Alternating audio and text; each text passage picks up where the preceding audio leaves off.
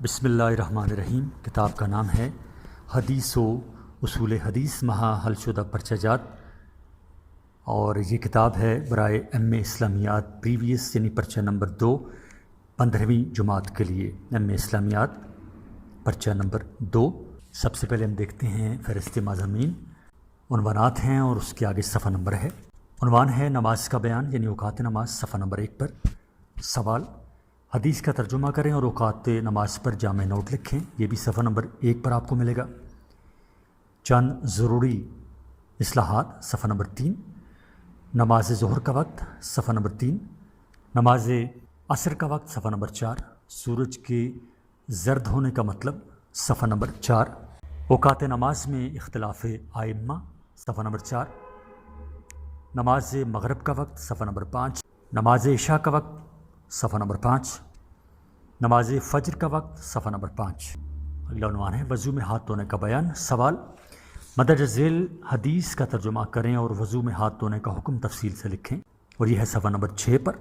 شرمگاہ کو چھونے پر وضو کا بیان۔ سوال: حدیث کا ترجمہ کریں اور شرمگاہ کو چھونے سے وضو کا حکم بیان کریں، یہ ہے صفحہ نمبر 7 پر۔ آگ سے تیار شدہ چیزوں سے وضو کرنے کا بیان۔ سوال ہے نواقض وضو پر تفصیلی نوٹ لکھیں، اور یہ ہے صفحہ نمبر 11 پر۔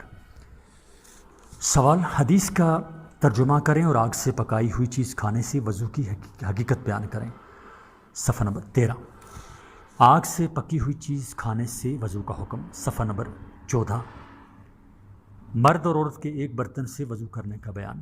سوال: حدیث کا ترجمہ کریں اور مرد اور عورت کے ایک برتن سے وضو کرنے کا حکم بیان کریں، صفحہ نمبر 16۔ نکسیر سے وضو کرنے کا بیان۔ سوال ہے حدیث کا ترجمہ کریں اور نکسیر کی صورت میں وضو اور نماز کے مسائل پر بحث کریں، یہ ہے صفحہ نمبر 17 پر۔ اس پانی سے وضو کرنے کا بیان جس سے درندوں نے پیا ہو یا اس میں منہ ڈالا ہو۔ سوال ہے حدیث کا ترجمہ کریں اور درندوں کے جھوٹے پانی سے وضو کرنے کا حکم بیان کریں، صفحہ نمبر 20۔ سمندر کے پانی سے وضو کرنے کا بیان۔ سوال: حدیث کا ترجمہ کریں اور سمندر کے پانی سے وضو کا مسئلہ واضح کریں، صفحہ نمبر 23۔ موزوں پر مسح کرنے کا بیان۔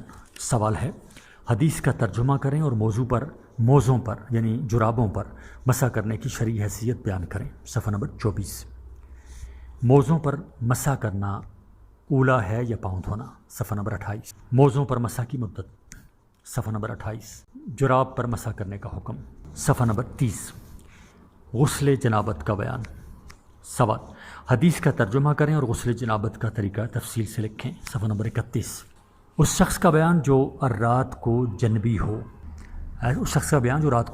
ہوا ہو۔ سوال: حدیث کا ترجمہ کریں اور جنبی کے احکام بیان کریں، صفحہ نمبر 32۔ جمعہ کے دن غسل کا بیان۔ سوال: حدیث کا ترجمہ اور تشریح کریں اور حدیث کی روشنی میں جمعہ کے دن غسل کے فضائل اور اس کی حکمت بیان کریں، صفحہ نمبر 35۔ نماز جمعہ کی فرضیت، جمعہ کے دن کی فضیلت، صفحہ نمبر 39۔ جمعہ کے دن مقبولیت کی گھڑی، صفحہ نمبر 41۔ پاک مٹی سے تیمم کرنے کا بیان۔ سوال: حدیث کا ترجمہ کریں اور تیمم کا طریقہ اور مسائل تفصیل سے لکھیں، صفحہ نمبر 45۔ نماز شروع کرنے کا بیان۔ سوال: حدیث کا ترجمہ کریں اور رفع یدین پر تفصیلی بحث کریں، صفحہ نمبر 50۔ نماز میں امام کے پیچھے قرأت کرنے کا بیان۔ سوال: حدیث کا ترجمہ کریں اور قرأت خلف الامام کے متعلق فقہی اختلاف کا جائزہ لیں، صفحہ نمبر 59۔ نماز میں آمین بالجہر کا حکم۔ سوال: حدیث کا ترجمہ کریں اور اس کی روشنی میں آمین جہر کے مسئلے کی وضاحت کریں، صفحہ نمبر 69۔ آمین اونچی آواز سے کہی جائے یا آہستہ، صفحہ نمبر 70۔ احناف کے نزدیک آمین کہنے کا حکم، صفحہ نمبر 71۔ سفر میں نماز قصر ادا کرنے کا بیان۔ سوال: حدیث کا ترجمہ کریں اور نماز قصر کے احکام بیان کریں، صفحہ نمبر 72۔ نماز قصر کے احکام، صفحہ نمبر 73۔ بارش اور سفر میں نمازیں جمع کرنے کا بیان۔ سوال: حدیث مبارک کا سلیس ترجمہ اور تشریح کر کے علماء کرام کا جمع بین الصلاتین میں اختلاف تحریر کریں، صفحہ نمبر 78۔ قرآن پاک میں سجدوں کا بیان۔ سوال، مندرجہ ذیل عبارت کا ترجمہ کر کے قرآن مجید کے سجدوں کے بارے میں تفصیل سے لکھیں۔ صفحہ نمبر 81۔ نماز میں سجدہ تلاوت کرنا چاہیے۔ صفحہ نمبر 87۔ جہاد کی فضیلت۔ سوال، مندرجہ ذیل حدیث کا ترجمہ اور تشریح کر کے جہاد فی سبیل اللہ کی فضیلت پر سیر حاصل بحث کریں۔ صفحہ نمبر 88۔ زیورات کی زکوٰۃ۔ سوال، حدیث کا ترجمہ کر کے یہ بتائیے کہ کیا سونے اور چاندی کے استعمال کے زیورات میں زکوٰۃ کی ادائیگی ضروری ہے؟ اختلاف ائمہ بیان کریں۔ صفحہ نمبر 91۔ خزانے یعنی زمین میں پوشیدہ مال کے بیان میں۔ سوال، حدیث کا ترجمہ کریں، نیز اس حدیث کی روشنی میں اپنے مال کی زکوٰۃ ادا نہ کرنے میں جو اخروی نقصانات ہیں مفصل لکھیں۔ صفحہ نمبر 103۔ صدقہ فطر کا بیان۔ سوال، حدیث کا ترجمہ و تشریح کریں اور زکوٰۃ الفطر سے کیا مراد ہے؟ نیز احناف کے نزدیک اس کی ادائیگی کا بہترین وقت کون سا ہے؟ صفحہ نمبر 108۔ روزوں کا بیان۔ سوال، حدیث کا ترجمہ کریں اور رویت حلال کے مسئلہ پر مفصل نوٹ لکھیں۔ صفحہ نمبر 111۔ شب قدر کا بیان۔ سوال، حدیث کا ترجمہ کر کے لیلۃ القدر پر ایک تفصیلی نوٹ لکھیں۔ صفحہ نمبر 122۔ کتاب الحج یعنی احرام باندھنے کے مقامات کا بیان۔ سوال، مندرجہ ذیل حدیث کا ترجمہ اور تشریح کریں اور میقات کی وضاحت کریں۔ صفحہ نمبر 126۔ قربانی کے جانور کو نشان لگانے اور ہار ڈالنے کا بیان۔ سوال، حدیث کا ترجمہ کریں اور بتائیں کہ اشعار کیا ہے اور اس کے بارے میں احناف کا کیا موقف ہے۔ صفحہ نمبر 131۔ سوال، مندرجہ ذیل پر نوٹ لکھیں۔ صفحہ نمبر 134۔ حج افراد حج قرآن۔ صفحہ نمبر 135۔ حج تمتع، حضور صلی اللہ علیہ وسلم کا حج کون سا حج تھا؟ صفحہ نمبر 135۔ طواف افاضہ، طواف وداع۔ صفحہ نمبر 137۔ رمل، ایام تشریق و تکبیرات اور تشریق۔ صفحہ نمبر 137۔ وقوف عرفات، استسلام، رمی جمار اور صلاۃ قصر۔ صفحہ نمبر 138۔ مسبوق، صدقہ فطر۔ صفحہ نمبر 139۔ میقات، سجدہ صحف، تلبی، عرفات۔ صفحہ نمبر 141۔ خراج اور جزیہ، احرام۔ صفحہ نمبر 142 اور صحیح صفحہ نمبر 143۔ اور پھر صفحہ نمبر 143 کے بعد جو آگے آپ دیکھیں گے، آگے آپ کہا جاتا ہے اصول و تاریخ حدیث۔ یہ لیکچر نوٹس ہیں سوالن جواباً، اور یہ شروع ہو رہے ہیں صفحہ نمبر 148 سے۔ پہلے ان کی فہرست ہے، اس کے بعد صفحہ نمبر 148 سے یہ جو سوالن جواباً نوٹس ہیں، لیکچر نوٹس، یہ شروع ہو رہے ہیں، اور پھر یہ ان کا اختتام ہو رہا ہے صفحہ نمبر 191 پر، اور یہاں سے حدیث سے اور اصول حدیث حل شدہ پرچہ جات 2007 تا 2011 ہیں، یہ جاتے ہیں صفحہ نمبر 282 یعنی 282 تک، اور صفحہ نمبر 282 پر آپ کی اس کتاب حدیث و اصول حدیث برائے ایم اے اسلامیات پریویس یعنی 15ویں جماعت کے لیے پرچہ نمبر 2 اس کا اختتام ہوتا ہے۔ بسم اللہ الرحمن الرحیم۔ صفحہ نمبر 1، نماز کا بیان، اوقات نماز کا بیان۔ سوال، حدیث کا ترجمہ کریں اور اوقات نماز پر جامع نوٹ لکھیں۔ حدیث نمبر 1، ان عبداللہ بن عرف مولا سلمۃ رضی اللہ عنہما زوج النبی صلی اللہ علیہ وسلم ان ابی ہریرۃ انہ سألہ عن وقت الصلاۃ فقال ابو ہریرہ انا اخبرک صلت ظہر اذ کان ظلک مثلک والعصر اذا کان ظلک مثلیک والمغرب اذا غربت الشمس والعشاء ما بینک وبین ثلث اللیل فإن تمت إلى نصف الليل فلنامت عيناك وصل الصبح بغلس بغلس. ترجمہ: عبداللہ بن رافع جو حضرت ام سلمہ رضی اللہ تعالی عنہا کے آزاد کردہ غلام ہیں، ان سے روایت ہے کہ انہوں نے حضرت ابو ہریرہ رضی اللہ تعالی عنہ سے نماز کے اوقات کے بارے میں سوال کیا. حضرت ابو ہریرہ رضی اللہ تعالی عنہ نے فرمایا، میں تجھے خبر دیتا ہوں، ظہر کی نماز اس وقت ادا کرو جب تمہارا سایہ تمہارے برابر ہو جائے، اور عصر کی نماز اس وقت جب تمہارا سایہ 2 گنا ہو جائے، اور مغرب اس وقت جب سورج غروب ہو جائے، اور عشاء کی نماز تہائی رات تک، اور تہائی یعنی تیسرے حصے تک رات کے، اور اگر تو آدھی رات تک سویا رہے تو اللہ کرے تیری آنکھ نہ لگے، اور نماز فجر کو اندھیرے میں ادا کرو. قال محمد هذا قول ابی حنیفہ رحمہ اللہ فی وقت العصر وكان يرى الإسفار في الفجر وأما في قولنا فإننا نقول إذا أراد الظل على المثل فصار مثل الشيء وزيادة من حين نزلت الشمس فقد دخل وقت العصر. وأما أبو حنيفة فإنه قال لا يدخل وقت العصر حتى يسير الظل مثليه. امام محمد رحمۃ اللہ علیہ فرماتے ہیں کہ نماز عصر کے بارے میں امام ابو حنیفہ رحمۃ اللہ علیہ کا یہی قول ہے، اور وہ نماز فجر سفیدی میں یعنی تاخیر سے، دیر سے پڑھنا پسند فرماتے تھے. وقت عصر کے بارے میں ہماری رائے یہ ہے کہ جب سورج کے زوال سے لے کر سایہ 1 مثل زیادہ ہو جائے تو عصر کا وقت شروع ہوگا، لیکن امام ابو حنیفہ رحمۃ اللہ علیہ فرماتے ہیں کہ جب تک ہر چیز کا سایہ اس کے وہ 2 مثل نہ ہو جائے عصر کا وقت شروع نہیں ہوگا. صفحہ نمبر 2. حدیث نمبر 2. ان عائشہ رضی اللہ عنہا ان رسول اللہ صلی اللہ علیہ وآلہ وسلم خلى يصلي العصر والشمس في حجرتها قبل ان تظهر.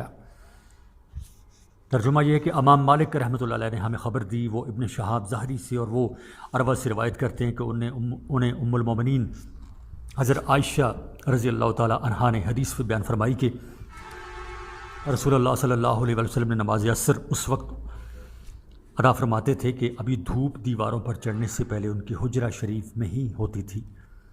حدیث نمبر 3. ان انس بن مالک انہ قال كنا نصلي العصر ثم يذهب الذاهب الى قباء فيأتيهم والشمس مرتفع. ترجمہ: حضرت انس رضی اللہ تعالیٰ عنہ سے روایت ہے کہ فرماتے ہیں کہ ہم ایسے وقت میں عصر کی نماز پڑھتے تھے کہ کوئی قبا جانے والا جاتا اور جب واپس آ جاتا تو سورج اس وقت بلند ہوتا. حدیث نمبر 4. ان انس بن مالک قال كنا نصلي العصر ثم يخرج الانسان الى بني عمرو بن عوف فيجدهم يصلون العصر. حضرت انس بن مالک رضی اللہ تعالیٰ عنہ فرماتے تھے کہ ہم عصر کی نماز ایسے وقت میں ادا کرتے تھے کہ اگر کوئی آدمی عمرو بن عوف کے ہاں جاتا تو انہیں نماز عصر ادا کرتے ہوئے پاتا. قال محمد تأخیر العصر افضل عندنا من تأجیلها اذا صلیتها والشمس بیضاء نقیۃ لن تدخلها صفرة وبذلك جاءت عامة الآثار وهو قول أبي حنيفة. وقد قال بعض الفقهاء إنما سميت العصر لأنها تأثر وتؤخر. ترجمہ: امام محمد رحمۃ اللہ علیہ فرماتے ہیں کہ ہمارے نزدیک عصر کی نماز تاخیر سے ادا کرنا جلدی ادا کرنے سے افضل ہے. نماز عصر ایسے وقت میں ادا کرو کہ دھوپ چمکیلی ہو اور روشن ہو اور اس میں زردی داخل نہ ہوئی ہو. اس کے متعلق بہت سے آثار وارد ہوئے ہیں اور امام ابو حنیفہ رحمۃ اللہ علیہ کا بھی یہی قول ہے، اور بعض فقہا فرماتے ہیں کہ عصر کا نام اسی لیے عصر رکھا گیا کہ یہ نماز دیر اور تاخیر سے ادا کی جاتی ہے. صفحہ نمبر 3. تشریح. چند ضروری اصطلاحات. زوال آفتاب کے ڈھلنے کو کہتے ہیں. زوال کہتے ہیں آفتاب کے ڈھلنے کو، جسے ہماری عرف میں دوپہر ڈھلنا کہا جاتا ہے. سایہ اصلی اس سایہ کو کہتے ہیں جو زوال کے وقت باقی رہتا ہے. یہ سایہ ہر شہر کے اعتبار سے مختلف ہوتا ہے، کسی جگہ بڑا ہوتا ہے، کسی جگہ چھوٹا ہوتا ہے، اور کہیں بالکل نہیں ہوتا، جیسے مکہ معظمہ اور مدینہ منورہ میں. زوال اور سایہ اصلی کے پہچاننے کی آسان ترکیب یہ ہے کہ ایک سیدھی لکڑی ہموار زمین پر گاڑی جائے اور جہاں تک اس کا سایہ پہنچے اس مقام پر ایک نشان بنا دیا جائے، پھر دیکھا جائے کہ وہ سایہ اس نشان کے آگے بڑھتا ہے یا پیچھے ہٹتا ہے۔ اگر آگے بڑھتا ہے تو سمجھ لینا چاہیے کہ ابھی زوال نہیں ہوا، اور اگر پیچھے ہٹے تو زوال ہو گیا۔ اگر یکساں یعنی برابر رہے، نہ پیچھے ہٹے نہ آگے بڑھے، تو ٹھیک دوپہر کا وقت ہے، اس کو استوا کہتے ہیں۔ ایک مثال، سایہ اصلی کے سوا جب ہر چیز کا سایہ اس کے برابر ہو جائے۔ ایک مثل کہتے ہیں اس کو کہ سایہ اصلی کے سوا جب ہر چیز کا سایہ اس کے برابر ہو جائے۔ دو مثل، سایہ اصلی کے سوا جب ہر چیز کا سایہ اس سے 2 گنا ہو جائے۔ ان اصطلاحی تعریفات کو سمجھنے کے بعد اب حدیث کی تشریح کی طرف آئیے۔ سرکار دو عالم صلی اللہ علیہ وآلہ وسلم نے اوقات نماز کے سلسلے میں سب سے پہلے ظہر کا ذکر کیا ہے۔ اس کی وجہ یہ ہے کہ حضرت جبرائیل علیہ السلام نے وقت نماز کی تعلیم کے سلسلے میں سب سے پہلے رسول اللہ صلی اللہ علیہ وآلہ وسلم کو یہی نماز پڑھائی تھی۔ یہی وجہ ہے کہ ظہر کی نماز کو پیشین کہا جاتا ہے۔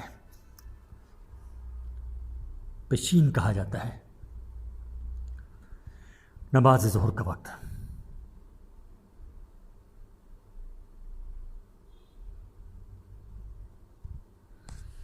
نماز ظہر کا اول وقت اسی وقت شروع ہو جاتا ہے جبکہ آسمان کے درمیان آفتاب مغرب کی طرف تھوڑا سا مائل ہوتا ہے، جس کو زوال کہتے ہیں، اور اس کا آخری وقت وہ ہوتا ہے جبکہ آدمی کا سایہ اس کے طول کے برابر علاوہ سایہ اصلی کے ہو جاتا ہے، یعنی اس کی لمبائی کے۔ سایہ اصلی کے بارے میں بتایا جا چکا ہے کہ یہ وہ سایہ ہوتا ہے جو زوال کے وقت ہوتا ہے، یعنی اکثر مقامات پر جب کہ آفتاب سمت راست پر نہیں آتا وہاں ٹھیک دوپہر کے وقت ہر چیز کا تھوڑا سا سایہ ہوتا ہے۔ اس سائے کو چھوڑ کر جب تک کسی چیز کے طول کے یعنی اس کی لمبائی کے برابر سایہ رہے گا ظہر کا وقت باقی رہے گا، بعدم یحضر العصر عصر کا وقت آنے تک، کیونکہ جب ایک مثل تک سایہ پہنچ گیا تو وہ وقت ظہر ختم ہو گیا۔ صفحہ نمبر 4، نماز عصر کا وقت۔ جب سایہ ایک مثل تک پہنچ گیا تو ظہر کا وقت ختم ہو گیا اور عصر کا وقت شروع ہو گیا۔ ہاں اتنی بات اور کہی جا سکتی ہے کہ ظہر اور عصر کے درمیان وقت مشترک نہیں ہے، جیسے کہ امام مالک کا مسلک ہے۔ عصر کے وقت کی ابتدا تو معلوم ہو گئی کہ جب ظہر کا وقت ختم ہو جائے گا عصر کا وقت شروع ہو جائے گا۔ آخری وقت کی بات یہ ہے کہ جب تک آفتاب زرد نہیں ہو جاتا عصر کا وقت بلا کراہت باقی رہتا ہے، چنانچہ احادیث میں اسی طرف اشارہ ہے۔ البتہ اس کے بعد سے غروب آفتاب تک وقت جواز باقی رہتا ہے۔ سورج کے زرد ہونے کا مطلب۔ اب سوال یہ پیدا ہوتا ہے کہ آفتاب کی زردی سے کیا مراد ہے؟ تو بعض حضرات کہتے ہیں کہ آفتاب کے زرد ہونے کا مطلب یہ ہے کہ آفتاب اتنا بدل جائے کہ اس کی طرف نظر اٹھانے سے آنکھوں میں خیرگی نہ ہو، یعنی وہ آنکھیں بندے کی اس کو دیکھ سکیں۔ بعض نے کہا کہ اس کا مطلب یہ ہے کہ غروب آفتاب کی جو شعاعیں دیوار وغیرہ پر پڑتی ہیں اس میں تغیر ہو جائے، جس میں تبدیلی ہو جائے۔ اوقات نماز میں اختلاف ائمہ، یعنی حضرت امام شافعی، حضرت امام مالک، حضرت امام احمد اور صاحبین رحمہم اللہ، یعنی حضرت امام ابو یوسف اور حضرت امام محمد، نیز حضرت امام ظفر وغیرہ، یہ ظفر زے سے ہے وغیرہ کا مسلک یہ ہے کہ ظہر کا وقت ایک مثل تک باقی رہتا ہے، اس کے بعد عصر کا وقت شروع ہو جاتا ہے۔ چنانچہ ان حضرات کی دلیل وہ حدیث ہے جس سے معلوم ہوتا ہے کہ ظہر کا آخری وقت ایک مثل تک رہتا ہے۔ جہاں تک امام ابو حنیفہ رحمۃ اللہ علیہ کا تعلق ہے تو ایک روایت کے مطابق ان کا بھی وہی مسلک ہے جو جمہور علماء کا ہے، بلکہ بعض نے تو یہاں تک لکھا ہے کہ امام اعظم کا فتویٰ بھی اسی مسلک پر ہے۔ چنانچہ در مختار میں بہت سی کتابوں کے حوالے سے اسی مسلک کو ترجیح دی گئی ہے، مگر ان کا مشہور مسلک یہ ہے کہ ظہر کا وقت 2 مثل تک رہتا ہے۔ صفحہ نمبر 5۔ بہرحال علماء نے اس سلسلہ میں ایک صاف اور سیدھی راہ نکالی ہے۔ وہ فرماتے ہیں کہ مناسب یہ ہے کہ ظہر کی نماز تو ایک مثل کے اندر اندر پڑھ لی جائے اور عصر کی نماز 2 مثل کے بعد پڑھی جائے تاکہ دونوں نمازیں بلا اختلاف ادا ہو جائیں۔ نماز مغرب کا وقت۔ مغرب کا وقت آفتاب چھپنے کے بعد شروع ہوتا ہے اور شفق غائب ہو جانے کے وقت ختم ہو جاتا ہے۔ اکثر ائمہ کے نزدیک شفق اس سرخی کو کہتے ہیں جو آفتاب یعنی سورج چھپنے کے بعد ظاہر ہوتی ہے، چنانچہ اہل لغت کا کہنا بھی یہی ہے، مگر حضرت امام اعظم اور علماء کی ایک دوسری جماعت کا قول یہ ہے یہ شفق اس سفیدی کا نام ہے جو سرخی ختم ہونے کے بعد نمودار ہوتی ہے۔ اہل لغت و دیگر آئمہ کے قول کے مطابق حضرت امام اعظم کا بھی ایک قول یہ ہے کہ شفق سرخی کا نام ہے، چنانچہ شرائع وقایہ میں فتویٰ اسی قول پر مذکور ہے۔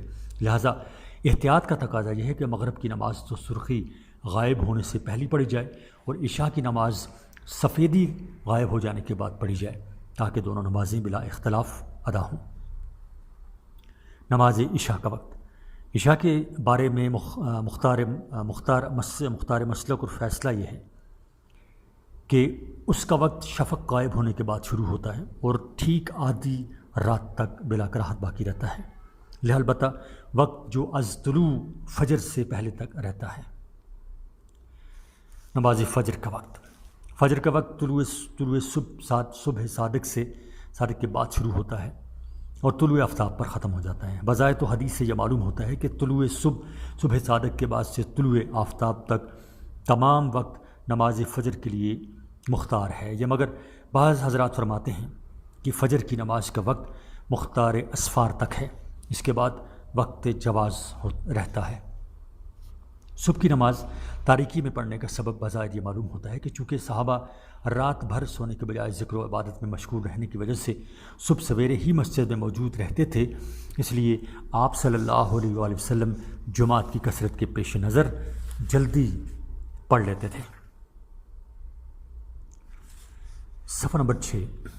آخر میں اتنی بات سمجھ لیجئے کہ اس حدیث سے یہ بالکل ثابت نہیں ہوتا کہ آپ صلی اللہ علیہ وآلہ وسلم مستقلاً تاریکی ہی میں فجر کی نماز پڑھتے تھے، اور اگر بفرض محال ان سے اسے مان بھی لیا جائے تو یہ ثابت ہے کہ خود رسول اکرم صلی اللہ علیہ وآلہ وسلم نے فجر کی نماز روشنی میں پڑھنے کا حکم دیا ہے، اور حنفیہ کے نزدیک فعل کے مقابلے میں امر یعنی حکم کو ترجیح دی جاتی ہے۔ وضو میں ہاتھ دھونے کا بیان۔ سوال: مندرجہ ذیل حدیث کا ترجمہ کریں اور وضو میں ہاتھ دھونے کا حکم تفصیل سے لکھیں۔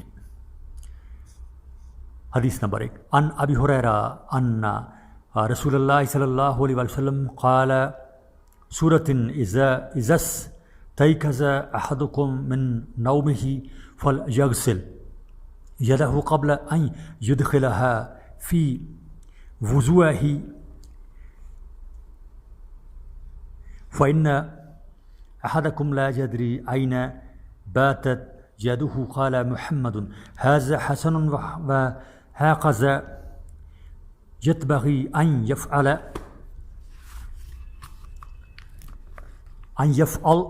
وليس من الأمر الواجب الذي إن تركه تارك عصمه وهو قول أبي حنيفة رحمه الله۔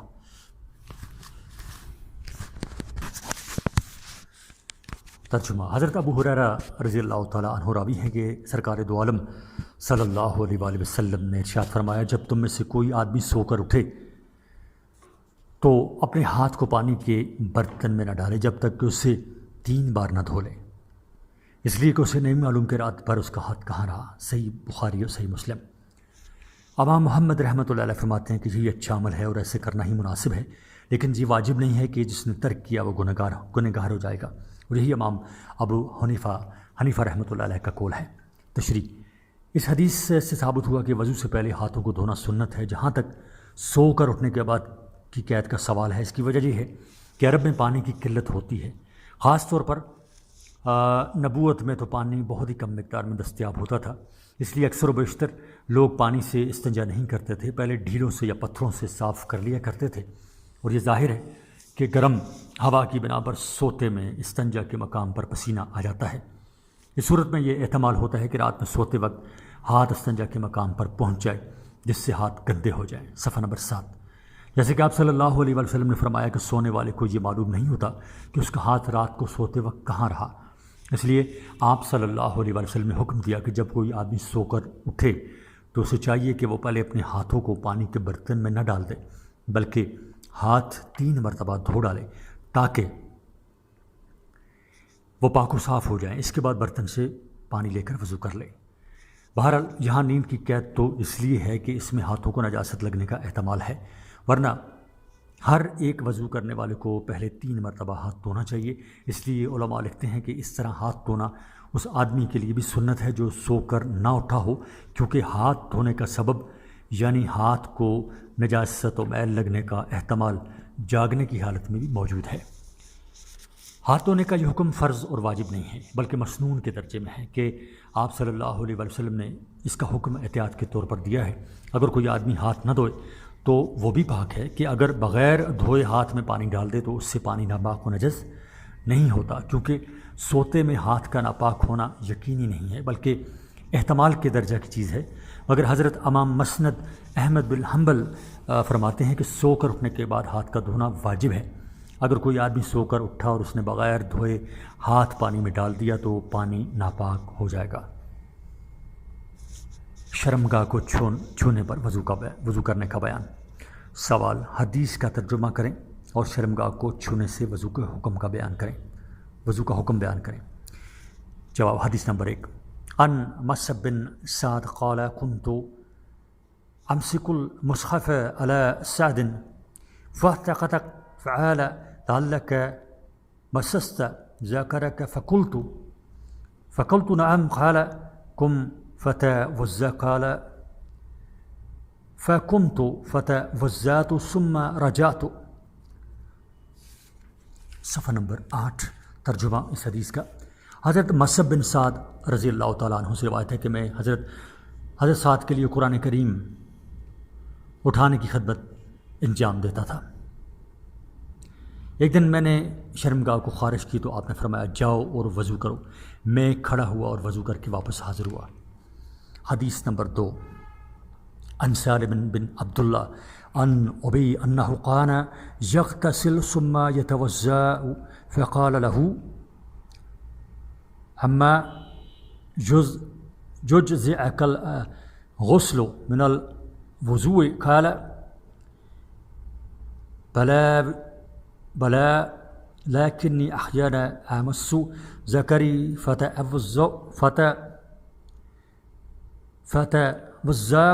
قال محمد لا وضوء في مس الذكر وهو قول أبي حنیفہ رحمۃ اللہ علیہ وفی ذلك آثار قصیرہ۔ ترجمہ، حضرت سالم بن عبداللہ اپنے والد ماجد کام عمل بیان کرتے ہیں کہ وہ غسل کرتے تو وضو فرماتے تھے۔ حضرت سالم نے عرض کیا کہ غسل کافی نہیں ہے؟ تو حضرت عبداللہ رحمۃ اللہ علیہ نے فرمایا کہ ہاں کافی ہے، لیکن کبھی کبھی ایسا بھی ہوتا ہے کہ میں غسل میں اپنی شرمگاہ کو چھو لیتا ہوں تو وضو کرتا ہوں۔ امام محمد رحمۃ اللہ علیہ فرماتے ہیں کہ شرمگاہ کو چھونے سے وضو نہیں ٹوٹتا۔ امام ابو حنیفہ رحمۃ اللہ علیہ کا بھی یہی قول ہے اور اس پر بہت سے آثار ہیں، یعنی بہت سی اسناد ہیں، بہت سے روایتیں موجود ہیں۔ حدیث نمبر 3، ان قیس بن طلق ان ابا حدثه ان رجلا سأل رسول الله صلی اللہ علیہ وسلم عن رجل مس ذکره أيتوضأ؟ قال هل هو إلا بضعة من جسدك۔ ترجمہ، حضرت قیس بن طلق سے روایت ہے کہ ان کے والد نے بیان فرمایا کہ ایک شخص نے رسول اللہ صلی اللہ علیہ وسلم سے شرمگاہ کو چھونے پر وضو کرنے کے بارے میں پوچھا تو آپ صلی اللہ علیہ وسلم نے فرمایا کہ وہ بھی تیرے جسم کا ایک حصہ ہے۔ ان ابن عباس قال فی مس الذکر وانت فی الصلاة قال ما أبالي مسسته أو مسست أنا فی۔ حضرت عبداللہ بن عباس رضی اللہ تعالیٰ عنہ نے حالت نماز میں شرمگاہ کو چھونے کے بارے میں فرمایا کہ میں اپنی شرمگاہ یا ناک کو چھونے میں کوئی خطرہ محسوس نہیں کرتا۔ تشریح پیشابگاہ کو چھونے سے وضو ٹوٹ جانے میں اختلاف ہے، بلکہ اس مسئلہ میں خود صحابہ کرام رضوان اللہ علیہم مجمعین میں بھی اختلاف تھا۔ چنانچہ امام شافعی رحمۃ اللہ علیہ تعالیٰ کا مسلک یہ ہے کہ اگر کسی آدمی نے اپنے ذکر کو ننگی یعنی ہتھیلی سے چھو دیا تو اس کا وضو ٹوٹ جائے گا۔ صفحہ نمبر 9۔ حضرت امام اعظم ابو حنیفہ رحمۃ اللہ علیہ فرماتے ہیں کہ ذکر یعنی چھوٹا پیشاب کرنے کی جگہ کو چھو دینے سے وضو نہیں ٹوٹتا۔ ان کی دلیل ماں باپ کی حدیث ہے جو قیس بن علی کی روایت کے ساتھ، جسے انہوں نے اپنے باپ سے روایت کیا ہے۔ مسند ابی حنیفہ میں مذکور ہے۔ اس کے علاوہ امام اعظم رحمۃ اللہ علیہ کی دلیل میں اور بہت سی حدیثیں وارد ہیں۔ حضرت ابن حمام رحمۃ اللہ علیہ فرماتے ہیں کہ حقیقت تو یہ ہے کہ یہ دونوں حدیثیں، یعنی بصرہ کی یہ حدیث جو شوافع کی دلیل ہے اور طلق بن علی رضی اللہ تعالیٰ عنہ کی حدیث حنیفہ کی دلیل ہے، درجہ حسن سے باہر نہیں ہے، لیکن حضرت طلق ابن علی رضی اللہ تعالیٰ عنہ کی حدیث کو حضرت بصرہ رضی اللہ تعالیٰ کی حدیث پر ترجیح ہوگی، حضرت بصرہ رضی اللہ تعالیٰ عنہ کی حدیث پر ترجیح ہوگی، اس لیے کہ حضرت بصرہ رضی اللہ تعالیٰ عنہ عورت اور حضرت طلق بن علی رضی اللہ تعالیٰ عنہ مرد ہیں، اور ظاہر ہے کہ عورت کے مقابلے میں مرد کی حدیث قوی ہوتی ہے، کیونکہ وہ عورت کی نسبت علم اور حدیث کو خوب اچھی طرح یاد رکھتے ہیں اور ان کی قوت حافظہ عورتوں سے زیادہ مضبوط ہوتی ہے۔ چنانچہ یہی وجہ ہے کہ دو عورتوں کی گواہی ایک مرد کی گواہی کے برابر ہوتی ہے۔ اور حضرت طلق بن علی المرتضیٰ، اس میں گرامی طلق بن علی اور کنیت ابو علی ہے، ان کی حدیثیں ان کے بیٹے قیس سے مروی ہیں۔ فرماتے ہیں کہ ایک مرتبہ سرکار دو عالم صلی اللہ علیہ وسلم سے پوچھا گیا کہ وضو کرنے کے بعد اگر کوئی آدمی اپنے ذکر کو چھوئے تو کیا حکم ہے؟ آپ صلی اللہ علیہ وسلم نے فرمایا، وہ بھی تو آدمی کے گوشت کا ایک ٹکڑا ہے۔ ابو داؤد، جامع ترمذی، سنن نسائی اور سنن ابن ماجہ نے بھی اسی طرح روایت کیا ہے۔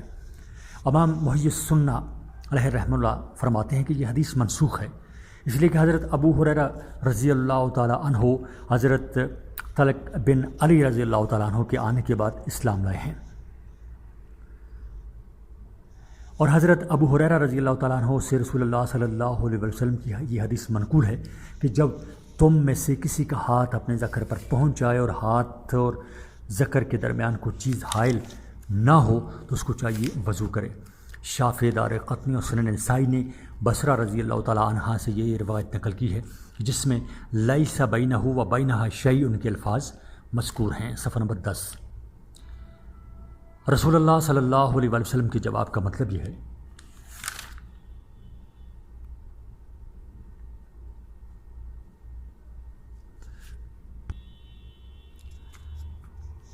کہ جس طرح بدن کے گوشت کے دیگر ٹکڑے مثلاً ہاتھ، پاؤں، کان، ناک وغیرہ ہیں، اسی طرح ذکر بھی بندہ کے گوشت ہی کا ایک ٹکڑا ہے، اور جب ان دوسرے ٹکڑوں اور حصوں کو چھونے سے وضو نہیں ٹوٹتا تو پھر ذکر کے چھونے سے کیوں وضو ٹوٹے گا؟ لہٰذا اس سے معلوم ہے کہ مس ذکر ناقص سے وضو نہیں ہے۔ امام محی الحسنہ رحمہ اللہ تعالیٰ کا قول دراصل حضرات شوافع کی ترجمانی ہے۔ اس کا مطلب یہ ہے کہ حضرت ابو ہریرہ اور طلق بن علی رضی اللہ تعالیٰ عنہما کے بہت بعد اسلام لائے ہیں، کیونکہ حضرت طلق رضی اللہ تعالیٰ عنہ ہجرت کے بعد فوراً بعد جب کہ مسجد نبوی کی تعمیر ہو رہی تھی، حضرت صلی اللہ علیہ وسلم کی خدمت میں حاضر ہوئے، اور حضرت ابو ہریرہ رضی اللہ تعالیٰ عنہ سن 7 ہجری میں غزوہ خیبر کے موقع پر اسلام لائے ہیں۔ اس لیے حضرت طلق بن علی رضی اللہ تعالیٰ عنہ کا رسول اللہ صلی اللہ علیہ وسلم سے حدیث سننا پہلے ہوا، اور حضرت ابو ہریرہ رضی اللہ تعالیٰ عنہ کا سننا بعد میں ہوگا۔ لہٰذا حضرت طلق رضی اللہ تعالیٰ عنہ کی حدیث منسوخ اور حضرت ابو ہریرہ رضی اللہ تعالیٰ عنہ کی حدیث ناسخ ہوئی۔ حنفیہ جواب دیتے ہیں کہ حضرت طلق کے اسلام لانے کے بعد حضرت ابو ہریرہ رضی اللہ تعالیٰ عنہ کے اسلام لانے سے یہ کہاں ثابت ہوا کہ حضرت ابو ہریرہ نے یہ حدیث سنی بھی بعد میں ہو؟ شوافع کا یہ دعویٰ تو جب صحیح ہو سکتا ہے کہ یہ بھی ثابت ہو کہ حضرت ابو ہریرہ کے اسلام لانے سے پہلے ہی حضرت طلق رضی اللہ تعالیٰ عنہ انتقال فرما چکے تھے، یا یہ کہ اپنے وطن کو چلے گئے تھے کہ پھر اس کے بعد رسول اللہ صلی اللہ علیہ وسلم کی خدمت میں کبھی حاضر نہیں ہوئے۔ اس لیے کہ اگر حضرت طلق رضی اللہ تعالیٰ عنہ حضرت ابو ہریرہ رضی اللہ تعالیٰ عنہ کے اسلام لانے سے پہلے انتقال فرما جاتے ہیں یا اپنے وطن کو واپس لوٹ جاتے تو پھر حضرت ابو ہریرہ رضی اللہ تعالیٰ عنہ کے اسلام لانے کے بعد کچھ نہیں سن سکتے تھے، مگر اب تو یہ ممکن ہے کہ حضرت طلق رضی اللہ تعالیٰ عنہ نے یہ حدیث حضرت ابو ہریرہ رضی اللہ تعالیٰ عنہ کے اسلام لانے کے بعد ہی سنی ہو، لہٰذا شوافع کا یہ استدلال صحیح نہیں ہے۔ صفحہ نمبر 11۔ حضرت مظہر نے ایک اچھی اور فیصلہ کن بات کہہ دی ہے، وہ فرماتے ہیں کہ ان دونوں حدیثوں میں تعارض ہو گیا ہے۔ حضرت ابو ہریرہ رضی اللہ تعالیٰ عنہ کی روایت کردہ حدیث سے جو ثابت ہو رہا ہے کہ مس ذکر ناقص سے وضو ہے، اور حضرت طلق رضی اللہ تعالیٰ عنہ کی حدیث مس ذکر کو ناقض وضو نہیں کہتی، لہٰذا اس تعرض کی شکل میں ہمیں چاہیے کہ ہم دوسرے صحابہ کرام رضوان اللہ علیہم اجمعین کے اقوال کی طرف رجوع کریں۔ چنانچہ بہت سے صحابہ کرام رضوان اللہ علیہم اجمعین، مثلا حضرت علی، حضرت عبداللہ ابن مسعود، حضرت ابو دردہ، حضرت حذیفہ اور حضرت عمر فاروق رضوان اللہ علیہم اجمعین کے یہ اقوال ثابت ہیں کہ ذکر چھونے سے وضو نہیں ٹوٹتا۔ اس لیے یہ بات ثابت ہو جاتی ہے کہ حنفیہ ہی کا مسلک صحیح ہے کہ مس ذکر ناقص وضو نہیں ہے، واللہ عالم بالصواب۔ آگ سے تیار شدہ چیزوں سے وضو کرنے کا بیان۔ سوال، نواقض وضو پر تفصیلی نوٹ لکھیں، یعنی جن سے وضو ٹوٹ جاتا ہے۔ حضرت امام اعظم ابو حنیفہ رحمۃ اللہ علیہ تعالیٰ کے مسلک کے مطابق ان چیزوں سے وضو ٹوٹ جاتا ہے۔ نمبر 1، پاخانہ اور پیشاب کے راستہ سے نکلنے والی ہر چیز سے وضو ٹوٹ جاتا ہے، جیسے پاخانہ، پیشاب اور ریا وغیرہ، مگر جو ہوا مرد یا عورت کے آگے کے سرے سے نکلتی ہے اس سے وضو نہیں ٹوٹتا، مگر جو ہوا مرد یا عورت کے آگے کے سرے سے نکلتی ہے اس سے وضو نہیں ٹوٹتا۔ نمبر 2، اس چیز سے وضو ٹوٹ جاتا ہے جو نجس ہو، جیسے خون اور پیپ وغیرہ، یعنی ناپاک ہو، اور بدن میں خود بخود نکل کر اس حصہ تک پہنچ جائے جس کو غسل یا وضو میں دھونا لازم ہو، یعنی اگر ناک کے بانسے اور آنکھ کے اندر رہے تو اس سے وضو نہیں ٹوٹے گا، کیونکہ ان کا دھونا لازم نہیں ہے۔ صفحہ نمبر 12۔ نمبر 3، قے یعنی الٹی کرنے سے وضو ٹوٹ جاتا ہے۔ منہ بھر قے کرنے میں خواہ اناج نکلے، پانی نکلے، جمع ہوا خون یعنی سودا نکلے، ان سے وضو ٹوٹ جاتا ہے۔ اگر بلغم نکلے تو وضو نہیں ٹوٹتا۔ اگر پتلے خون یا پیپ کی قے ہو تو اس میں منہ بھرنے کی شرط نہیں، بلکہ تھوک کے برابر ہو یا تھوک پر غالب ہو جائے تب بھی وضو ٹوٹ جائے گا، اور اگر کم ہوگا تو نہیں ٹوٹے گا۔ اگر ایک ہی متلی میں تھوڑی قے اتنی مقدار میں ہوئی کہ اگر اسے جمع کیا جائے تو منہ بھر جائے تو اس سے وضو جاتا ہے۔ جس چیز سے وضو نہیں ٹوٹتا ہے وہ نجس نہیں ہوتی، مثلا تھوڑی سی قے کی یا بدن سے خون اس طرح نکلا کہ وہ جسم پر بہا نہیں تو یہ ناپاک نہیں ہے۔ نمبر 4، وضو ٹوٹ جاتا ہے دیوانہ ہونے سے۔ 5، نشے سے۔ 6، بے ہوش ہو جانے سے۔ 7، اور بالغ کے کہکے سے اس نماز میں جو رکوع و سجود والی ہو۔ 8، مباشرت فاحشہ سے وضو ٹوٹ جاتا ہے۔ مباشرت فاحشہ سے فرماتے ہیں کہ انتشار اور جنسی ہیجان کے ساتھ مرد کا ستر عورت کے ستر سے اور عورت کا ستر مرد کے ستر سے مل جائے، یا دو عورتوں یا مردوں کے ستر مل جائے۔ نمبر 9، لیٹ کر اپنے بدن یا دیوار وغیرہ پر تکیہ لگا کر سونے سے وضو ٹوٹ جاتا ہے، لیکن یہ سونا اس طرح ہو کہ اگر تکیہ کی وہ چیز جس پر ٹیک لگا کر سویا ہوا ہے ہٹا لی جائے تو گر پڑے۔ نمبر 10، اگر اس طرح سو جائے کہ مقد زمین سے اٹھ جائے۔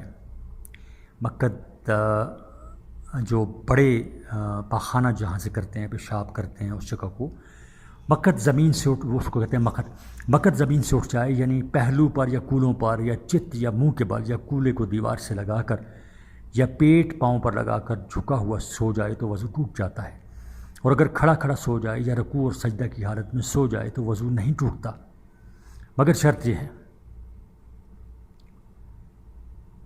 کہ رکوع و سجود ہیئت مسنونہ پر نہ ہو۔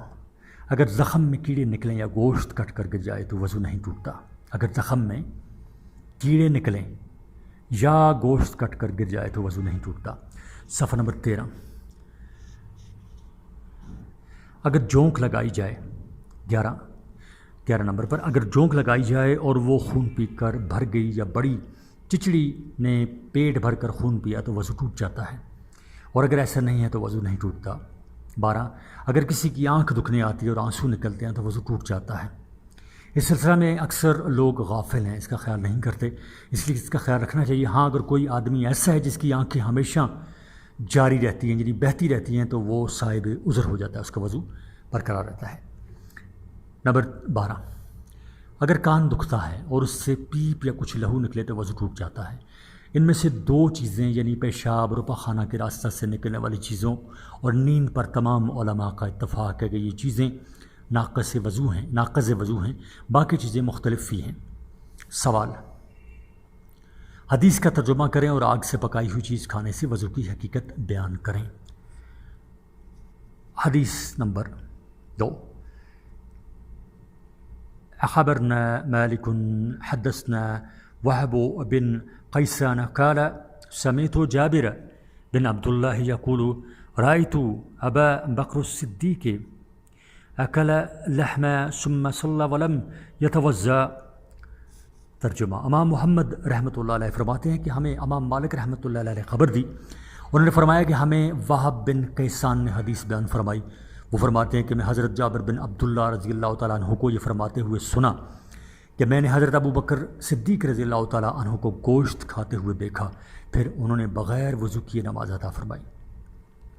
حدیث نمبر 3، ان ابن عباس ان رسول اللہ صلی اللہ علیہ وسلم اقل جنب شاۃ ثم صلی ولم یتوضا۔ ترجمہ، حضرت عبداللہ ابن عباس رضی اللہ تعالیٰ عنہ سے روایت ہے کہ بے شک رسول اللہ صلی اللہ علیہ وسلم نے بکری کی ران کھائی، پھر نماز پڑھی اور آپ نے نیا وضو نہیں فرمایا تھا۔ حدیث نمبر 4، ان ربیع عن عبداللہ انہ تعشسم عمر بن الخطاب ثم صلی ولم یتوضا۔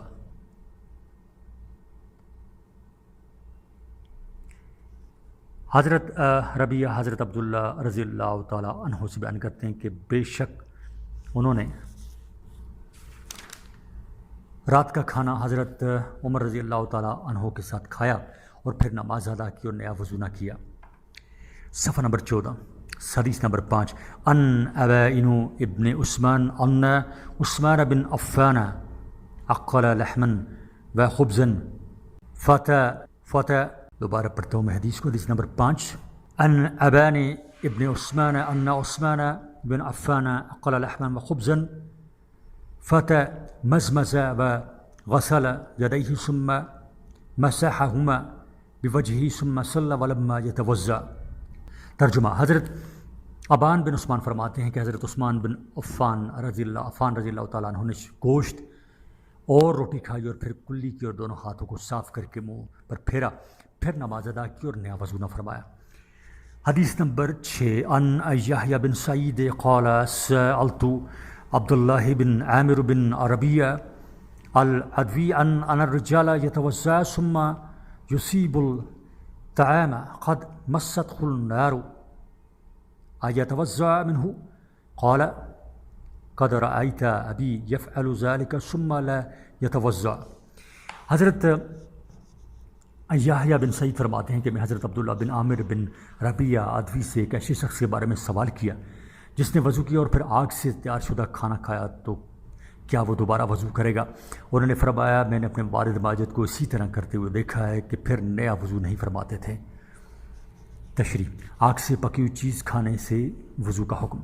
حضرت ابو ہریرہ رضی اللہ تعالیٰ عنہ راوی ہیں کہ میں نے رسول اللہ صلی اللہ علیہ وسلم کو یہ فرماتے ہوئے سنا ہے کہ جس چیز کو آگ نے پکایا ہو اس کے کھانے کے بعد وضو کرو۔ صحیح مسلم۔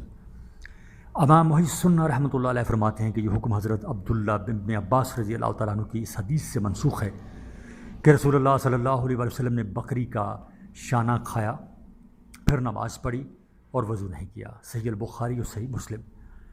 پہلے حکم کی منسوخی تو حضرت عبداللہ بن عباس رضی اللہ تعالیٰ عنہ کی مذکورہ حدیث سے ہو گئی، لیکن اس سلسلہ میں اس حدیث کی ایک دوسری تعویل اور کی جاتی ہے، وہ یہ کہ رسول اللہ صلی اللہ علیہ وسلم کے اس حکم کے آگ کی پکی چیز کو کھانے کے بعد وضو کرو سے مراد یہ ہے کہ جب تم کوئی پکی ہوئی چیز کھاؤ تو چکنائی وغیرہ دور کرنے کے لیے ہاتھ منہ دھو لیا کرو۔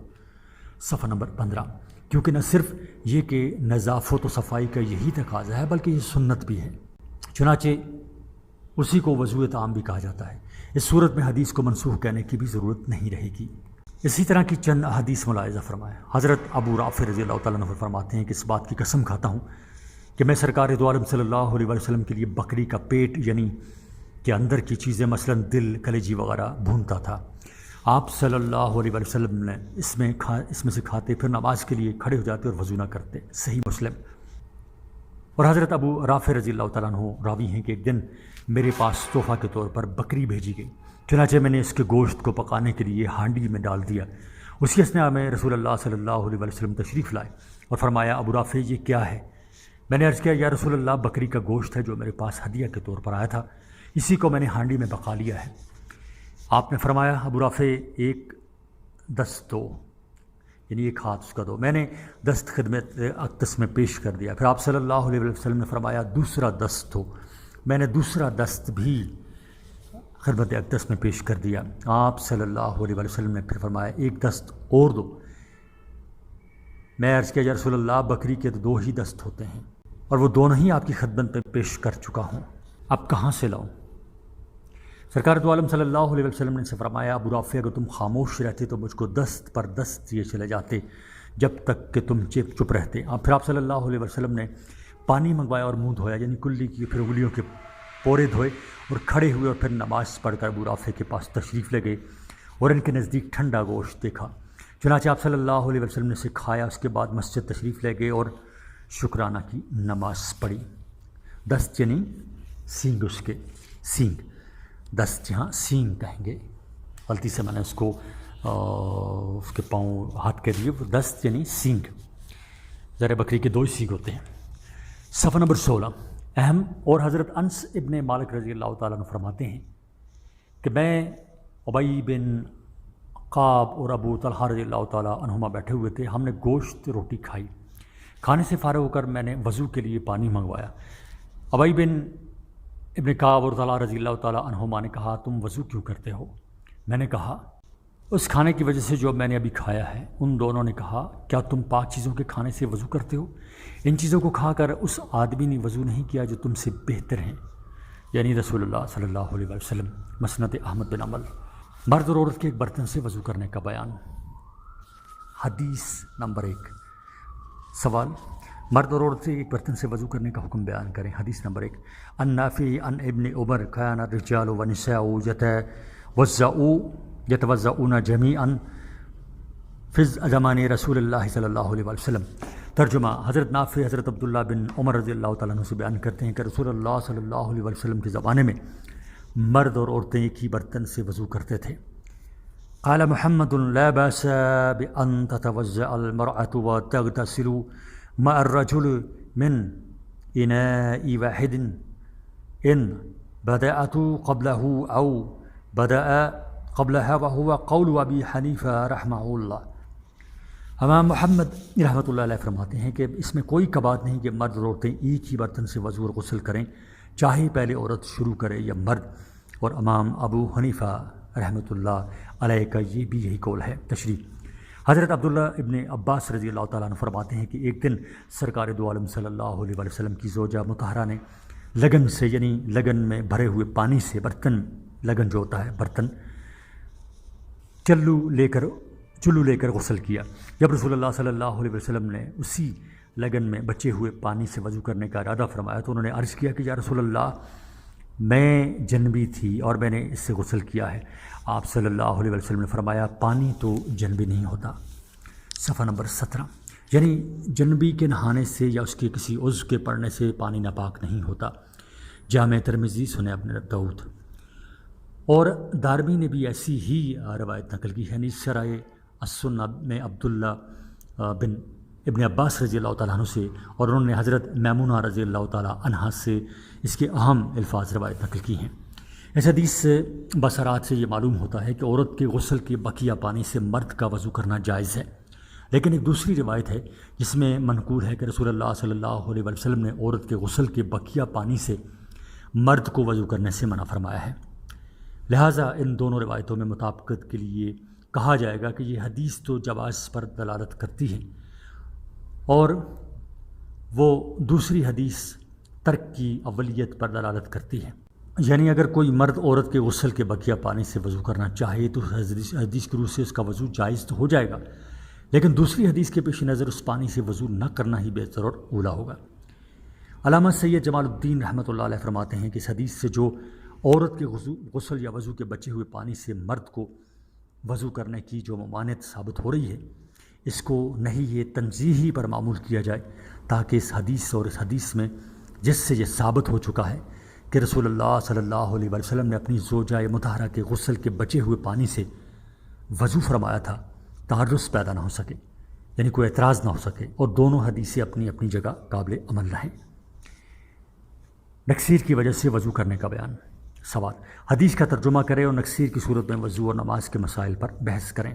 حدیث نمبر 1، نافع عن ابن عمر انه كان اذا رأف رجع فتوضأ ولم يتقلم ثم رجع فبنى على ما صلى۔ حضرت نافع حضرت عبداللہ بن عمر رضی اللہ تعالیٰ عنہ سے روایت کرتے ہیں کہ جب کبھی نماز میں ان کی نکسیر پھوٹتی تو وہ آتے اور وضو کرتے اور کسی سے بات چیت نہ کرتے اور پھر پلٹتے اور اپنی بقیہ نماز مکمل کرتے۔ تشریح آگے آ رہی ہے، صفحہ نمبر 18۔ حدیث نمبر 2، ان یزید بن عبداللہ بن کسیت انہ رأى سعید بن المسیب رافع وهو يصلي حجرة أم سلمة زوج النبي صلى الله عليه وسلم فأتي بوضوء فتوضأ ثم رجع فبنى على ما قد صلى۔ ترجمہ، حضرت یزید بن عبداللہ بن قسید سے روایت کہ انہوں نے سعید بن مسیب رضی اللہ تعالیٰ عنہ کو دیکھا کہ وہ نماز ادا کر رہے تھے کہ ان کی نکسیر پھوٹ پڑی۔ وہ ام المومنین حضرت ام سلمہ رضی اللہ تعالیٰ عنہا زوجہ رسول صلی اللہ علیہ وسلم کے گھر آئے، آپ کے پاس پانی لایا گیا، آپ نے وضو فرمایا، پھر واپس آئے اور اپنی نماز مکمل فرمائی۔ تشریح آگے آ رہی ہے۔ حدیث نمبر 3، ان یحییٰ بن سعید ان سعید بن المسیب انہ سئل عن الذی یرعف فیکثر علیہ الزم کیف یصلی قال یوم ایماء برأسہ فی الصلاۃ۔ ترجمہ، یحییٰ بن سعید حضرت سعید بن مسیب رضی اللہ تعالیٰ عنہ سے روایت کرتے ہیں کہ ان سے ایک ایسے شخص کے بارے میں پوچھا گیا جس کی نکسیر پھوٹے اور کثرت سے خون نکلے تو وہ کس طرح نماز ادا کرے؟ آپ نے فرمایا وہ اپنے سر کے اشارے سے نماز پڑھے۔ تشریح، حضرت امام اعظم رحمۃ اللہ علیہ کا یہی مسلک ہے کہ ہر بہنے والے خون سے وضو لازم آتا ہے، یعنی اگر بدن کے کسی بھی حصے سے خون نکلا اور نکل کر اس حصہ تک بہہ گیا جس کا دھونا وضو اور غسل میں ضروری ہوتا ہے تو اس سے وضو ٹوٹ جائے گا۔ چنانچہ یہ حدیث امام صاحب کے مسلک کی دلیل ہے۔ امام صاحب کے علاوہ دیگر آئمہ کا مسلک یہ ہے کہ اگر خون پیشاب یا پخانہ کے راستہ سے نکلے تو وضو ٹوٹ جائے گا، اس کے علاوہ کسی دوسری جگہ سے نکلا تو نہیں ٹوٹے گا۔ حضرت دار قطنی اس حدیث میں کلام فرما رہے ہیں۔ ان کا کہنا ہے کہ حضرت عمر ابن عبدالعزیز رحمۃ اللہ علیہ نے نہ تو تیمم داری سے سنا ہے، تمیم داری سے سنا ہے، اور نہ انہیں دیکھا ہے، اس لیے حدیث مرسل ہے۔ اس حدیث کے دو راوی یزید بن خالد اور یزید بن محمد کے مجہول میں گویا ان کا مقصد اس کلام سے یہ ہے کہ جس حدیث میں یہ کلام ہو اس کو امام صاحب کا اپنے مسلک کی دلیل بنانا کوئی وزنی بات نہیں ہے۔ صفحہ نمبر 19۔ ہم اس کا جواب یہ دیتے ہیں کہ اس حدیث سے مرسل نہ صرف یہ کہ ہمارے ہی نزدیک بلکہ جمہور علماء کے نزدیک بھی دلیل اور حجت بن سکتی ہے۔ اسی طرح یزید ابن خالد اور یزید بن محمد کے مجہول ہونے میں، یعنی جھول ہے، ان کی بات میں کوئی شک و شبہ ہے، میں بھی اختلاف ہے۔ بعض حضرات نے تو انہیں مجہول قرار دیا ہے جیسے کہ دار قطنی فرما رہے ہیں، مگر بعض حضرات نے انہیں مجہول نہیں کہا ہے۔ اس سے قطع نظر امام صاحب کی اصل دلیل تو یہ حدیث ہے کہ سرکار دو عالم صلی اللہ علیہ وسلم نے ارشاد فرمایا، من قاء او رؤف او امزئی فی صلاتہ فلینصرف ولیتوضأ ولیبن علی صلاتہ ما لم یتکلم۔ اگر کسی آدمی نے اپنی نماز میں قے کی یا اس کی نکسیر پھوٹی یا مزی نکلی تو اس کو چاہیے کہ وہ نماز سے نکل آئے اور پھر وضو کرے، اور جب تک کہ کلام نہ کرے اسی نماز پر بنا کرے، یعنی اسی پر اکتفا کرے۔ نیز ابو داؤد میں بھی اس مضمون کی حدیث منقول ہے، لہذا اس سے معلوم ہوا کہ پیشاب اور پخانہ کے مقام کے علاوہ بدن کے کسی دوسرے حصہ سے بھی خون نکلے تو وضو ٹوٹ جائے گا۔ ابو عبیدہ بن ابی صفر اسحاق بن مسعود، ابو عبیدہ اسحاق، عبد الصمد بن عبد الوارث، حسین یحییٰ بن ابی کثیر، عبد الرحمن بن عمر اوزائی، یعیش بن ولید مخزومی، معدان بن ابی طلحہ، ابی دردہ رضی اللہ تعالیٰ عنہ سے روایت ہے کہ رسول اللہ صلی اللہ علیہ وسلم نے قے کی اور وضو کیا۔ جب میری ملاقات صوبان سے دمشق کی مسجد میں ہوئی اور میں نے ان سے اس کا ذکر کیا تو انہوں نے کہا سچ کہا ابو درداء نے، اس لیے کہ میں نے خود سے حضور اکرم صلی اللہ علیہ وسلم کے وضو کے لیے پانی ڈالا تھا۔ اور اسحاق بن منصور نے معدان بن طلحہ کہا ہے، امام ابو عیسیٰ ترمذی کہتے ہیں کہ اکثر صحابہ و تابعین سے مروی ہے کہ وضو کرنا قے اور نکسیر سے، اور سفیان ثوری ابن مبارک اور احمد اسحاق کا یہی قول ہے۔ صفحہ نمبر 20۔ اور بعض اہل علم نے کہا ہے کہ جن میں امام مالک اور امام شافعی بھی ہیں کہ قے اور نکسیر سے وضو نہیں ٹوٹتا۔ امام مالک اور امام شافعی کے نزدیک قے اور نکسیر سے وضو نہیں ٹوٹتا۔ حسن بن معلم نے اس حدیث کا بہت اچھا کہا ہے، اور حسین کی روایت کردہ حدیث اس باب میں زیادہ صحیح ہے۔ اور معمر نے یہ یحییٰ بن کثیر سے روایت کی ہے، معمر نے، اور اس میں غلطی کی ہے۔ وہ کہتے ہیں کہ میں یحییٰ بن ولید سے، وہ خالد بن معدان سے، وہ ابو درداء رضی اللہ تعالیٰ عنہ سے روایت کرتے ہیں۔ انہوں نے اس سند میں اوزاعی کا ذکر نہیں کیا اور کہا کہ خالد بن معدان سے روایت کرتے ہیں، جبکہ معدان بن ابو طلحہ صحیح ہے۔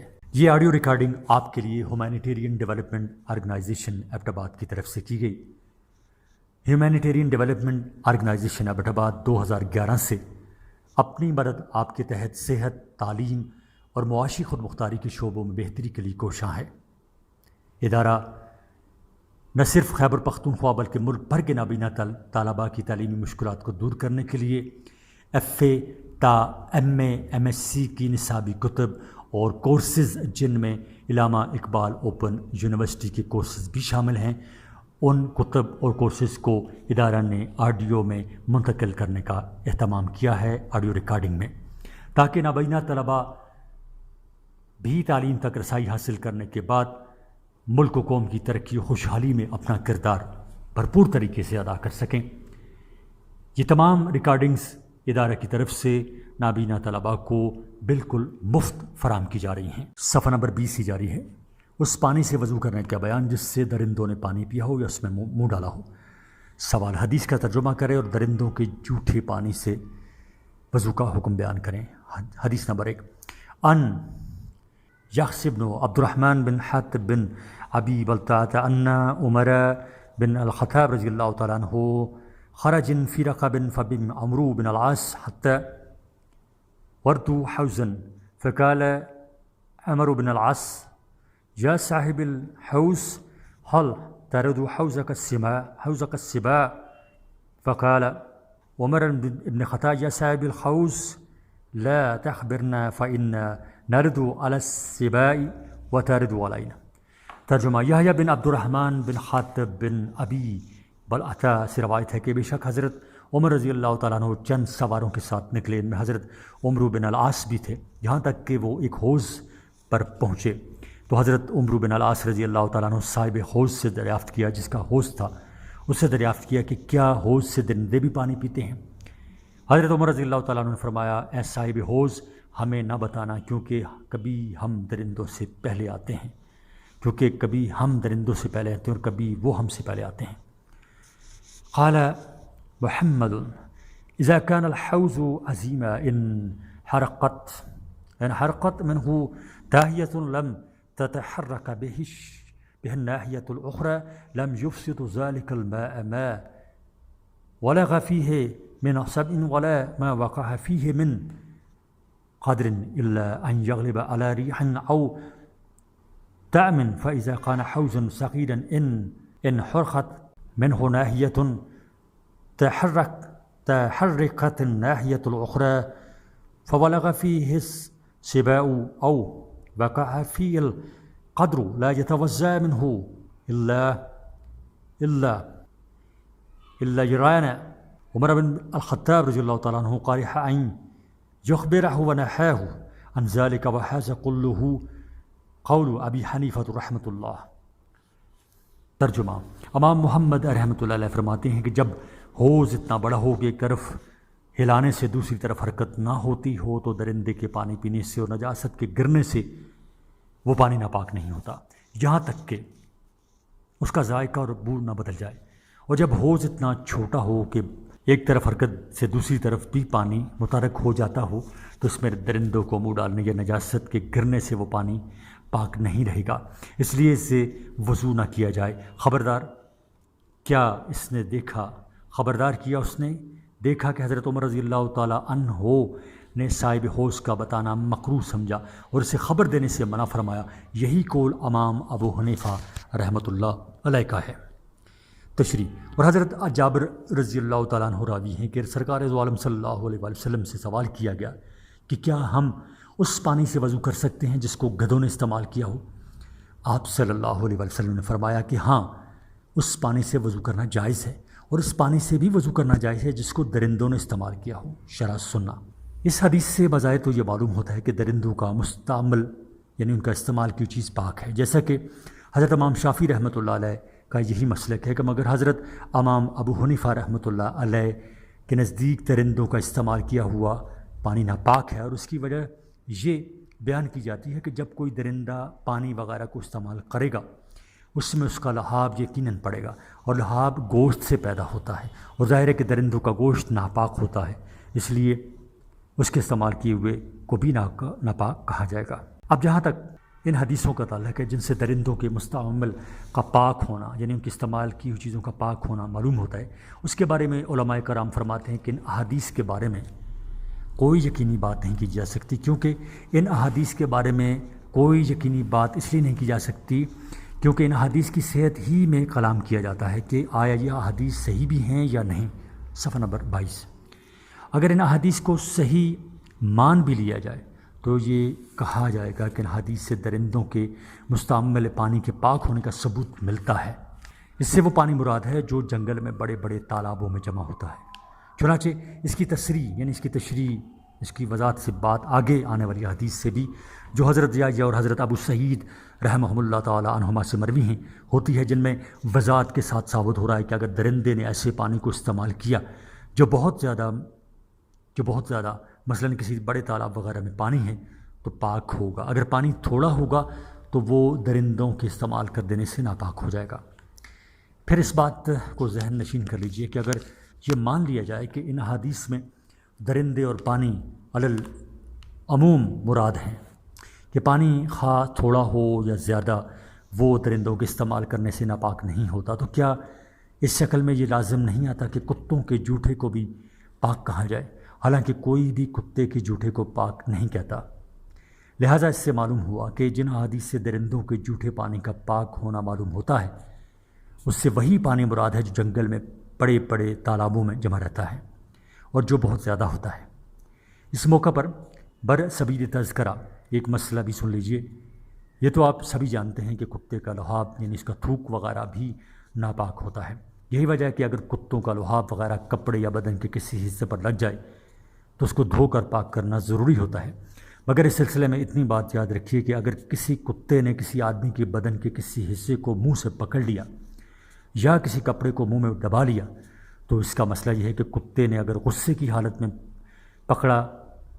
کپڑا دبایا ہے تو وہ ناپاک نہیں ہوگا، اور اگر غصے کی حالت میں نہیں بلکہ بطور کھیل کود کے اس نے پکڑا اور دبایا ہے تو وہ ناپاک ہو جائے گا۔ اس لیے بدن کے اس حصے کو اور کپڑے کو دھو کر پاک کرنا ضروری ہوگا۔ اس فرق کی وجہ علماء یہ لکھتے ہیں کہ جب کتا کسی چیز کو غصے کی حالت میں پکڑتا ہے تو اسے دانتوں سے پکڑتا ہے اور اس کے دانت میں کوئی رطوبت نہیں ہوتی، اس لیے اس چیز پر ناپاکی کا کوئی اثر نہیں ہوتا، اور جب کسی چیز کو کھیل تماشے کے طریقے پر پکڑتا ہے تو اسے دانتوں سے نہیں پکڑتا بلکہ ہونٹوں سے پکڑتا ہے، اور ہونٹ چونکہ لحاف یعنی تھوک وغیرہ سے تر ہوتے ہیں اس لیے اس کی ناپاکی اس چیز کو بھی ناپاک کر دیتی ہے۔ صفحہ نمبر 23۔ سمندر کے پانی سے وضو کرنے کا بیان۔ سوال، حدیث کا ترجمہ کریں اور سمندر کے پانی سے وضو کا مسئلہ واضح کریں۔ حدیث نمبر 1، عن المغیرہ بن ابی بردہ عن ابی ہریرہ ان رجل سأل رسول اللہ صلی اللہ علیہ وسلم فقال ان نركب البحر ونحمل معنا القليل من الماء فإن توزعنا به عطشنا أفنتوزع بماء البحر فكان رسول الله صلى الله عليه وسلم هو الطهور ماؤه الحلال میتتہ۔ ترجمہ، حضرت مغیرہ بن ابی بردہ حضرت ابو ہریرہ رضی اللہ تعالیٰ عنہ سے روایت کرتے ہیں کہ ایک شخص نے نبی اکرم صلی اللہ علیہ وسلم سے دریافت کیا کہ ہم سمندر کا سفر کرتے ہیں اور پانی اور میٹھا پانی اپنے ہمراہ تھوڑا سا لے کے جاتے ہیں، اس لیے اگر ہم اس پانی سے وضو کر لیں تو پیاس سے رہ جائیں تو کیا ہم دریا کے پانی سے وضو کر سکتے ہیں یا تیمم کر لیا کریں؟ رسول اکرم صلی اللہ علیہ وسلم نے فرمایا دریا کا وہ پانی پاک کرنے والا ہے، اس کا مردار حلال ہے۔ مالک، سنن ابن داؤد، سنن نسائی، ابن ماجہ اور دارمی، یہ ان کتابوں کے حوالے ہیں جن میں یہ حدیث آئی ہے۔ تشریح: مینا یا اس مردار جانوروں کے کہتے ہیں جو بغیر ذبح کیے ہوئے آپ مر جائے، چنانچہ اس حدیث میں میتتا اس سے مراد مچھلی ہے کیونکہ اسے ذبح نہیں کرتے، اس کا شکار کرنا اور اسے پانی سے نکالنا ہی اس کو ذبح کرنے کے مترادف ہے۔ البتہ جو مچھلی پانی میں مر جائے وہ حنفیہ کے ہاں حلال نہیں ہے۔ دریائی جانوروں میں مچھلی تمام علماء کے ہاں متفقہ طور پر حلال ہے۔ دوسرے جانوروں کے بارے میں اختلاف ہے جس کی تفصیل فقہ کی کتابوں میں موجود ہے۔ حدیث کے الفاظ سے واضح ہے کہ سمندر کے پانی سے وضو درست ہے، حوض اور تالاب کے مسائل اس سے الگ ہیں۔ صفحہ نمبر 24۔ موضوع پر مسح کرنے کا بیان۔ سوال: حدیث کا ترجمہ کریں اور موضوع پر مسح کرنے کی شرعی حیثیت اجاگر کریں۔ حدیث نمبر 1: ان عباد بن زیاد بن ورد المغیرہ بن شعبہ ان النبی صلی اللہ علیہ وسلم ذهب لحاجته في غربة تموك قال فذهبت معه بماء قال فجاء النبی صلی اللہ علیہ وسلم فسقبت علیہ۔ ترجمہ: حضرت عباد بن زیاد جو حضرت مغیرہ بن شعبہ رضی اللہ تعالیٰ عنہ کی اولاد میں سے ہیں، روایت کرتے ہیں کہ رسول اللہ صلی اللہ علیہ وسلم غزوہ تبوک کے موقع پر حاجت کے لیے تشریف لے گئے، میں آپ کے ساتھ پانی لے کر گیا، جب آپ واپس آئے تو میں نے پانی ڈالا۔ قال فغسل وجهه ثم ذهب يخرج يديه فلم يستطع من ذيك كميع جبته فأخرجهما من تحت جبته فغسل يديه ومسح برأسها مسح على الخفين ثم جاء رسول الله صلى الله عليه وسلم وعبد الرحمن بن عوف يومهم قد صلى بهم سجدة فصلى معهم رسول الله صلى الله عليه وسلم ثم صلى الركعة التي بقيت فوزع الناس له ثم قال لهم قد أحسنتم۔ ترجمہ: آپ نے اپنے چہرہ انور کو دھویا، پھر دونوں ہاتھ جبہ مبارک سے باہر نکالے، مگر جبہ شریف کی آستینیں تنگ ہونے کی وجہ سے نہ نکال سکے، پھر آپ نے جبہ مبارک کے نیچے سے ہاتھ نکالے، دونوں ہاتھوں کا دھویا اور سر کا مسح فرمایا اور موضوع کا مسح کیا۔ جب آپ واپس تشریف لائے، حضرت عبد الرحمن کی ابتدا میں ایک نماز پڑھی جا چکی تھی، ایک رکعت پڑھی جا چکی تھی، تو رسول اللہ صلی اللہ علیہ وسلم نے جو باقی رکعت رہتی تھی ان کے ساتھ ادا فرمائی۔ اس کے باعث صحابہ کرام پریشان ہو گئے تو آپ نے فرمایا تم نے بہت اچھا کیا۔ حدیث نمبر 2: حدثنا سعید بن عبد الرحمن بن رقیش انہ قال رأیت عنس بن مالک اتى قباء فبال ثم اني بماء فتوضا فغسل وجهه ويديه الى المرفقين ومسح برأسه ثم مسح على الخفين ثم صلى۔ صفحہ نمبر 25۔ ترجمہ: حضرت سعید بن عبد الرحمن بن رکیش بن بیان کرتے ہیں کہ بے شک میں نے حضرت انس بن مالک رضی اللہ تعالیٰ عنہ کو دیکھا کہ وہ قباء میں آئے اور انہوں نے پیشاب کیا، پھر پانی لایا گیا تو انہوں نے وضو کیا، پھر انہوں نے موضوع پر مسح کیا اور نماز ادا فرمائی۔ تشریح آگے آ رہی ہے۔ حدیث نمبر 3: ان فی عبد اللہ بن دینار ان عبد اللہ بن عمر قدم الکوفۃ انی سعد بن ابی وقاص وهو اميرها فرعه عبد الله وهو يمسح على الخفين فانكر ذلك عليه فقال له سل اباك اذا قدمت عليه فنسي عبد الله ان يسأله حتى قدم سعد۔ ترجمہ: حضرت نافع اور حضرت عبداللہ بن دینار دونوں سے روایت ہے کہ بے شک حضرت عبداللہ بن عمر رضی اللہ تعالیٰ عنہ کوفہ میں حضرت سعد بن ابی وقاص رضی اللہ تعالیٰ عنہ کے پاس گئے جب کہ وہ وہاں کے گورنر تھے۔ حضرت عبداللہ بن عمر نے دیکھا کہ وہ موضوع پر مسح کر رہے ہیں تو انہوں نے اس سے انکار کیا، بس اس پر حضرت سعد رضی اللہ تعالیٰ عنہ نے فرمایا جب تم جاؤ تو سلسلہ میں اپنے باپ سے دریافت کرنا، مگر حضرت عبداللہ معلوم کرنا بھول گئے، یہاں تک کہ حضرت سعد بن ابی وقاص رضی اللہ تعالیٰ عنہ تشریف لائے۔ فقال اسألت اباك؟ فقال لا، فسأله عبد الله فقال اذا ادخلت رجليك في الخفين وهما طاهرتان فامسح عليهما۔ فقال عبد الله وإن جاء أحد من الغائط قال وإن جاء أحدكم من الغائط۔ تو انہوں نے ابن عمر رضی اللہ ترجمہ، اور انہوں نے ابن عمر رضی اللہ تعالیٰ عنہ سے پوچھا کیا آپ نے اپنے والد سے دریافت کیا تھا؟ جواب دیا نہیں۔ پھر حضرت عبداللہ نے سوال کیا تو انہوں نے جواب دیا کہ جب تم اپنے پاؤں موضوع میں ڈالو تو وہ پاک ہوں تو پھر مسح کرو۔ حضرت ابن عمر رضی اللہ تعالیٰ عنہ نے عرض کیا اگرچہ ہم میں سے کوئی قضائی حاجت سے واپس آیا تو فرمایا ہاں اگرچہ تم میں سے کوئی قضائی حاجت سے واپس آیا ہوا۔ تشریح آگے جا رہی ہے۔